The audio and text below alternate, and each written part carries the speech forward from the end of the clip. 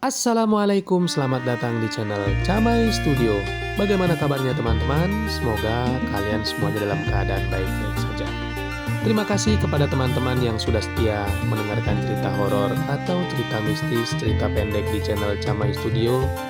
Mimin doakan semoga dirinya selalu dijaga kesehatannya, dilancarkan rezekinya, dan dimudahkan segala urusannya. Untuk kali ini, Mimin akan menceritakan tentang keajaiban rezeki dari sholat subuh berjamaah. Kisah ini berdasarkan kisah nyata yang dialami oleh Bu Siti yang berasal dari Jakarta Selatan. Mari kita mulai ceritanya. Bu Siti adalah seorang ibu tunggal yang merawat dua anak perempuan.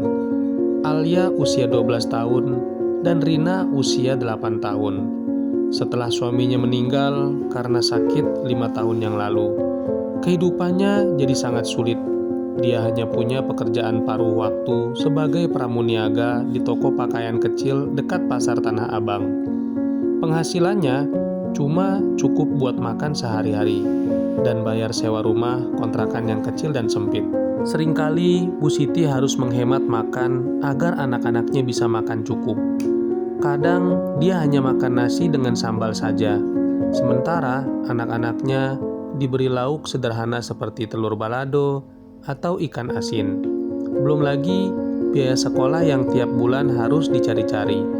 Terkadang dia harus meminjam uang ke tetangga atau meminta bantuan dari keluarga yang tinggal jauh di Jawa Tengah. Suatu malam, Alia datang ke kamar Ibu Siti sambil menangis pelan. "Bu, teman saya bilang kalau kita itu miskin karena ibu nggak pernah beribadah dengan benar," ujar Alia sambil menyeka air mata. Kalimat itu menusuk hati Bu Siti. Padahal dulu dia memang sering sholat, tapi setelah suaminya pergi, kesibukan mencari nafkah membuatnya seringkali melewatkan sholat, termasuk sholat subuh yang jarang ia lakukan.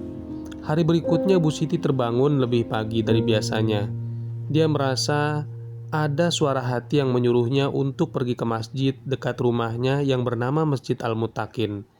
Meski badan masih capek dari kerja semalam, dia tetap mandi dan berpakaian rapi untuk sholat subuh berjamaah. Saat sampai di masjid, dia merasa tenang. Setelah sholat, dia duduk sebentar di teras masjid sambil menikmati udara pagi yang segar. Saat itu, seorang wanita yang mengenakan baju muslim warna biru muda mendekatinya. Wanita itu bernama Bulina, pemilik usaha jasa jahit dan bordir yang sudah berjalan selama 3 tahun. "Kamu baru ya datang ke sini?" tanya Bulina dengan senyuman ramah. Bu Siti mengangguk dan mulai cerita tentang kehidupannya yang sulit. Bulina mendengarkan dengan seksama, tanpa sedikit pun menunjukkan rasa kasihan yang menyakitkan hati. Setelah selesai cerita, Bulina berkata, "Kamu bisa menjahit kan? Kalau bisa, coba datang ke usaha saya besok pagi setelah sholat subuh. Saya butuh orang yang bisa bantu jahit kain jadi baju muslim anak-anak. Gajinya tidak terlalu besar, tapi cukup buat tambahan penghasilan kamu." Bu Siti merasa sangat senang dan langsung mengucapkan terima kasih. Sejak itu, dia mulai rutin bangun subuh untuk sholat berjamaah di Masjid Al-Muttaqin. Setelah sholat, dia langsung pergi ke usaha Bulina untuk bekerja. Meski kerjaannya cukup berat, dia merasa bahagia karena penghasilannya mulai bertambah. Setelah beberapa bulan rutin bekerja dan sholat subuh, suatu hari saat sedang istirahat di masjid, setelah sholat, Bu Siti bertemu dengan Pak Herman, seorang pengusaha yang punya usaha grosir bahan kain. Pak Herman sedang mencari orang yang bisa membantu memasarkan kainnya ke para pengusaha kecil seperti Bulina. Setelah melihat sikap Bu Siti yang jujur dan rajin, Pak Herman menawarkan dia untuk menjadi perantara penjual kain dengan komisi yang cukup besar. Bu Siti menerima tawaran itu dengan senang hati. Dia mulai membagikan sampel kain ke berbagai usaha jahit di sekitar daerahnya. Karena dia dikenal sebagai orang yang jujur dan selalu tepat waktu, banyak pengusaha yang mau membeli kain dari dia.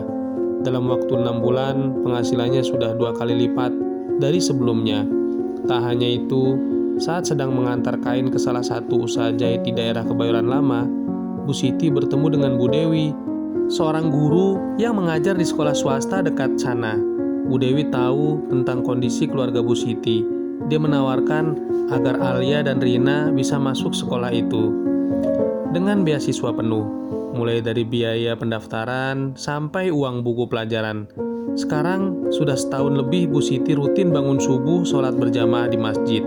Anak-anaknya sudah bisa sekolah dengan nyaman. Mereka sudah pindah ke rumah kontrakan yang lebih luas dan bersih. Dan Bu Siti bahkan sudah bisa menyisakan uang untuk tabungan dan beli kebutuhan anak-anaknya seperti buku cerita atau alat tulis yang mereka inginkan. Sejak saya rutin sholat subuh berjamaah, rasanya ada kekuatan yang membantu saya dalam setiap langkah.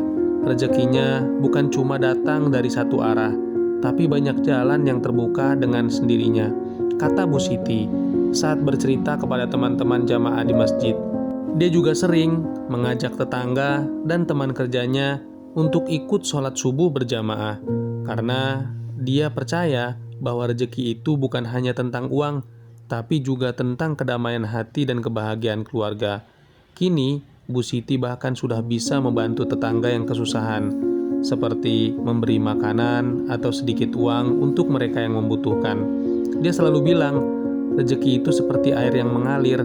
Kalau kita bisa berbagi, maka alirannya akan semakin banyak dan tidak pernah kering.